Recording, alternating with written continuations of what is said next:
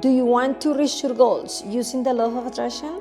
Here is how. Number 1, define your goals clearly. Be specific about what you want. The clearer, the better.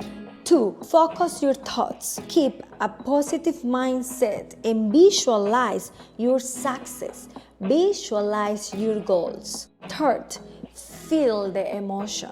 Imagine how it will feel to have achieved already your goal. 4, take action. This is not about just imagination. Don't just imagine or visualize. Act. The law of attraction works when you take steps towards your goals.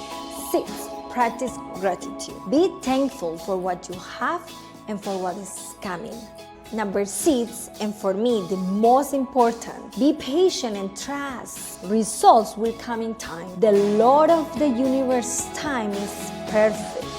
Just stay focused. Believe in yourself, take action, and let the Lord of the universe handle the rest. You got this.